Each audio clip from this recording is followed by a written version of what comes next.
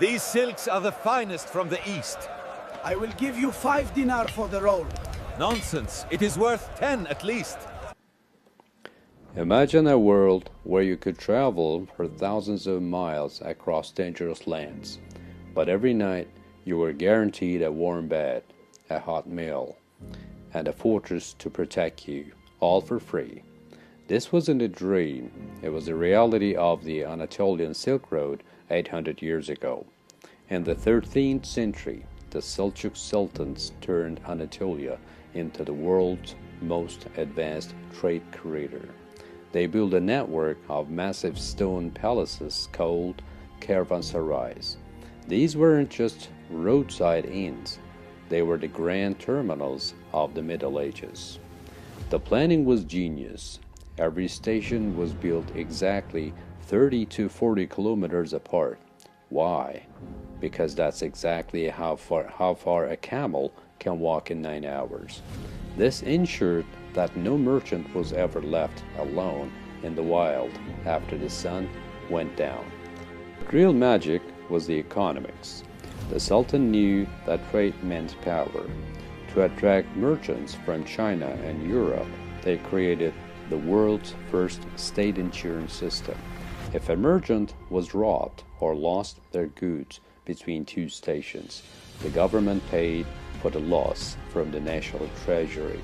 It was a secure trade zone centuries before the modern world. Inside these fortresses, the 3-day rule was absolute.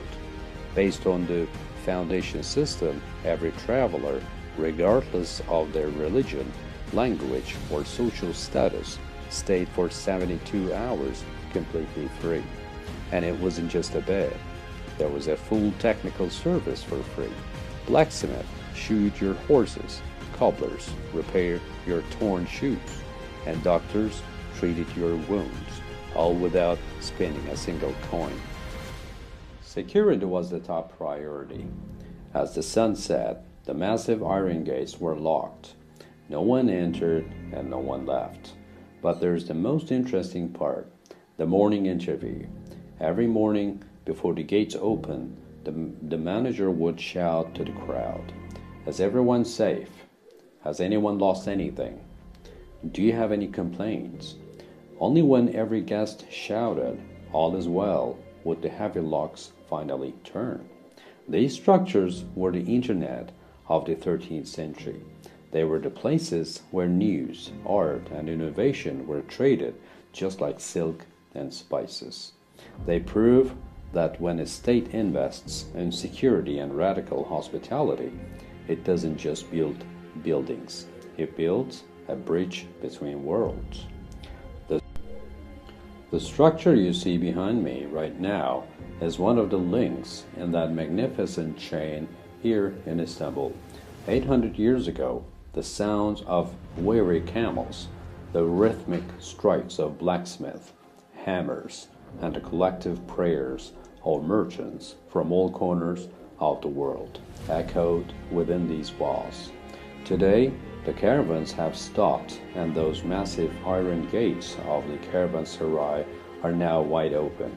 Instead of camels, you will find rows of carpet weavers, ceramic masters, and jewelry shops.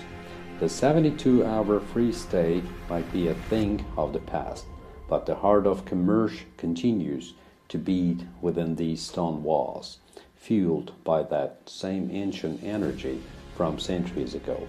Even though their form has changed, these places still carry on the tradition of being the world's meeting point.